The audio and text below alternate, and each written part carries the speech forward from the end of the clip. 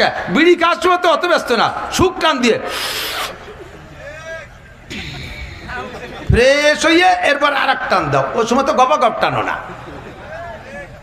তা আমি যদি আলহামদুলিল্লাহ হঠাৎ দলিন শুরু হচ্ছে, হঠাৎ দলিন ওলা দলিনও মনে হয় হঠাৎ দলিন, এর ভাকে আল্লাহ তোমার এগুলো করলে কবে? অত ব্যস্ত কে? অত ব্যস্ত কে? মসজিদে আসলে অত ব্যস্ত কে? নামাজে গেলে অত ব্যস্ত? কি যে ব্যস্ত, বিড়ির আগুনি পিছন যে টানতেছে, চার দোকানে চার কাপের বাড়ি সহ্য করতে পারতেছে না। তার মধ্যে সুরো ফাতিহা পড়িয়া আল্লাহরে অকর সময় দেয় কোন সময়? আল্লাহ কয় তুই যা করছিস ও তোর কপাল নিয়ে তুই সর, আমার তো কিছু দিতে দিলি নে, যা সেটি পড়ে কি হবে?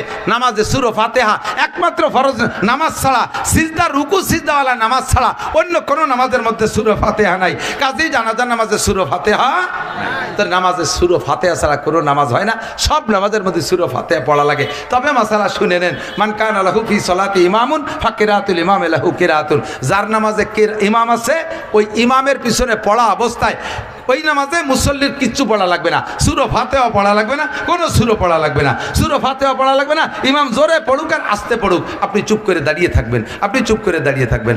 আমিন তো বলবেন কখন? আমিন বলবেন ইমাম সাহেব যদি সূরা ফাতিহা শুনাইয়া পড়ে তাহলে আমি কানে শুনলে বলবো, কারণ হুজুর বলেছেন ইদা ক্বালাল ইমামু গায়রিল মাগদুবি আলাইহিম ওয়ালাদ-দাল্লিন ফাকুলু আমিন। ইমাম যখন ওয়ালাদ-দাল্লিন বলে ছেড়ে দেয় তখন তোমরা আমিন বলবা। আর ইমাম যদি আস্তে পড়ে কখন ওয়ালাদ-দাল্লিন বলছে তা তো আমি শুনি নাই, কাজে এখন আমার আমিনের দরকার নাই। এখন ইমামের আমিনই আমার জন্য আমিন, ইমামের কিরাতে আমার জন্য কিরাত। কাজেই সূরা ফাতিহা ইমামের পিছনে নামাজ পড়া অবস্থায় পড়বেন না, পড়লে নামাজ অজীব তরকের গুনাহ হবে, অজীব তরকের গুনাহ হবে। পড়বেন না, নিষেধ, আপনি পড়বেন না। তবে ইমাম সাহেব আমরা একা একা যত নামাজ পড়ি সব জায়গায় সূরা ফাতিহা আছে না, এই জন্য সাবুল মাসানি বারবার তাকরার করে পড়া লাগে। এই সূরা ফাতিহা পড়ার জন্য একটা মাসালা আমি শিখিয়ে দিই, দিক তাকান, আজকে থেকে এই পদ্ধতিতে আমল করবেন। সিস্টেম কি? সূরা ফাতিহা যখন আপনি পড়েন এক একটা করে আয়াত পড়ে ছেড়ে দিলে আল্লাহ তাআলার সাথে একটা জবাব দেয়, বড় সুন্দর জবাব। কেমন? আল্লাহ নিজেই জবাব দেয়।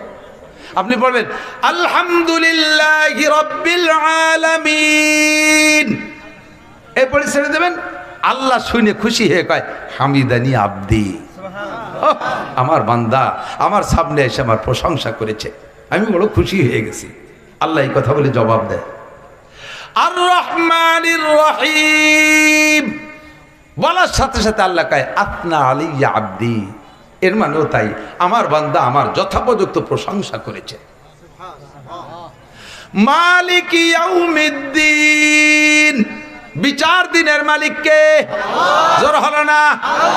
আল্লাহই বিচার দিনের মালিক। বলার সাথে সাথে আল্লাহ কয় সাদাকা আব্দি, ও আমার বান্দা আমার সামনে দাঁড়িয়ে সত্য কথা বলেছিস, এই জবাবটা আল্লাহ দেয়। এরপরে ইয়াকা নাবুদু, তোমারই ইবাদত করি। কার ইবাদত? এইটুকু আল্লাহর জন্য দিছি। এর পরের অংশ ওয়া ইয়াকা নাস্তাঈন, আল্লাহ আমার জিন্দেগিতে যা কিছু দরকার, কি দরকার আমি জানি না, বোঝে নাই কথা? আমার এই জীবনে কি কি দরকার সব কিন্তু আমি জানি না, সব প্রয়োজন আমি বুঝি না। আমি এক কথায় বলে দিয়েছি ওয়া ইয়াকা নাস্তাঈন, দেখো তোমার সামনে ইবাদত করি, প্রশংসা তোমার করলাম, স্বীকার তোমার করলাম, তুমি বিচার দিনের মালিক।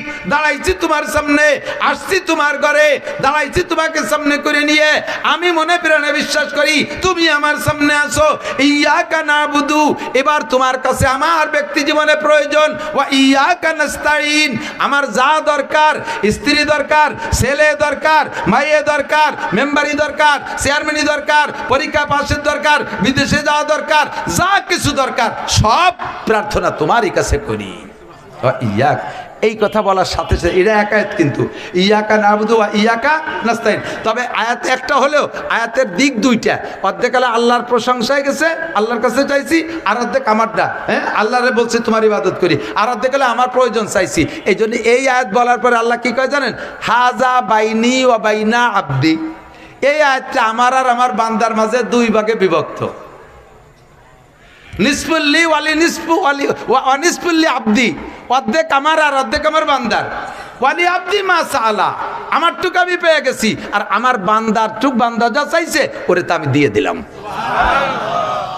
এই কথাটা আল্লাহরে বলতে সুযোগ দিতে হবে না?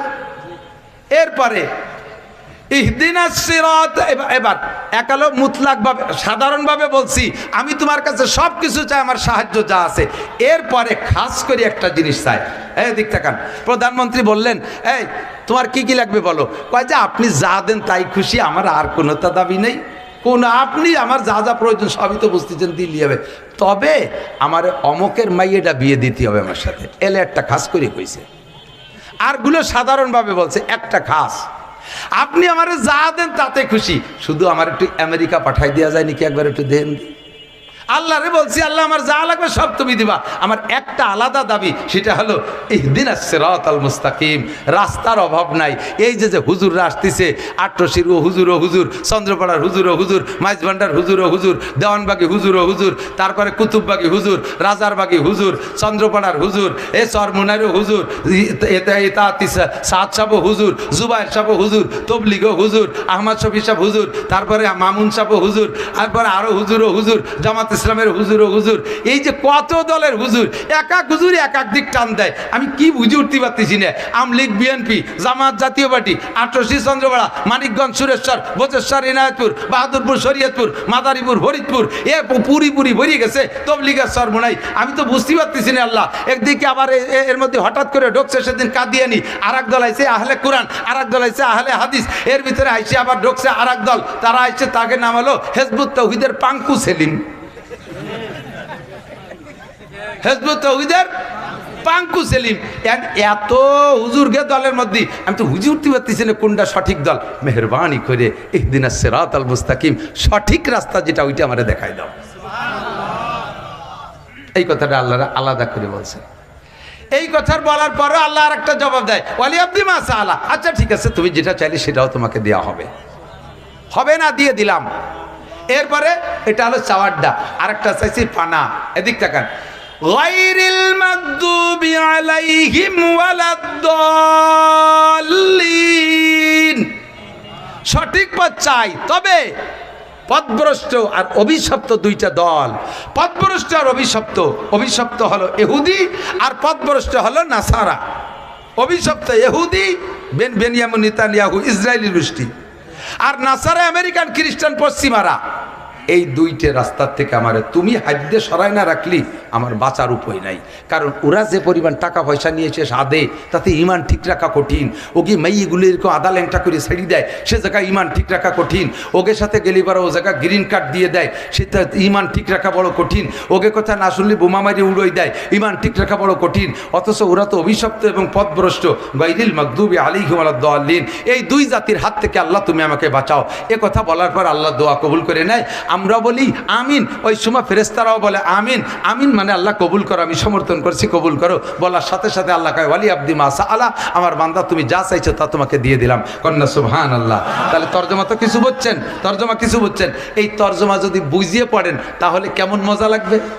আর পরে খেয়াল করেন, আল্লাহর এই কথা বলার সুযোগ দিতে হবে না। তা আমি যদি আলহামদুলিল্লাহ হঠাৎ দলিন শুরু হচ্ছে, হঠাৎ দলিন, ওয়ালাদ দলিনও মনে হয়, হঠাৎ দলিন, এর ভাগে আল্লাহ তোমার এগুলো করলে কবে? অত ব্যস্ত কে? মসজিদে আসলে অত ব্যস্ত কে? নামাজে গেলে অত ব্যস্ত কে? বিড়ি খাওয়ার সময় তো অত ব্যস্ত না, সুখ টান দিয়ে ফ্রেশ হইয়ে এরপর আর এক টান দাও। ওই সময় তো গপ টানো না, কথা কয় না। এই যুবক, ও বুড়ো, দুনিয়ার কোন জায়গায় এত ব্যস্ততা না। নামাজের মধ্যে আপনি এক রিকাত পড়তে উনি 4 রিকাত পড়িয়ে দুয়া মুনাজাত করিয়ে বাইরে যে 2 আঙ্গুলি সুন্নত শুরু করে দিয়েছে। এরকম আছে না? ওরা জিজ্ঞেস করে, এই আর্টিস্ট এই একটা লাঠি দিতে মানে জিজ্ঞেস করবেন তুমি এত তাড়াতাড়ি যা পড়ার যাগুলো ওগুলো আমি আগে পড়িয়ে থুইছি, ওর মধ্যে খালি উঠা বসাটা করেছি, ও আগে পড়িয়ে থুইছি। তাই ছাড়া এত তাড়াতাড়ি কিভাবে পড়ে? রুকুর মধ্যে শুনি, সিজদার মধ্যে কানে আসে 3 সময় সিজদা শেষ। কি কইলি? সুবহানা রাব্বিয়াল আযীম, সুবহানা রাব্বিয়াল আযীম, সুবহানা রাব্বিয়াল আযীম, সুবহান রাব্বিয়াল আলা, সুবহান রাব্বিয়াল আলা, সুবহান রাব্বিয়াল আলা। সুবহানাল্লাহ, সুবহানাল্লাহ, সুবহানাল্লাহ। কি যে ব্যস্ত, বিড়ির আগুনি পিছন যে টানতেছে, চার দোকানে চার কাপের বাড়ি সহ্য করতে পারতেছে না। তার মধ্যে সূরা ফাতিহা পড়িয়া আল্লাহরে অকর সময় দেয় কোন সময়? আল্লাহ কয় তুই যা করছিস ও তোর কপাল নিয়ে তুই সর, আমার তো কিছু দিতে দিলি না, যা সেটি পড়ে। সুরওয়ালার দল নি না গয়নির মাকদুমি পড়ছিস, তুই এই হুদনা সারাকে ভক্ত এই থাকবি, আমার তো কিছু করতেই দিলি না। আমি তো বলবো যে আলী আব্দি মাসা আলা, তুই যা চাইছিস দিয়ে দিলাম। এই আবার কথা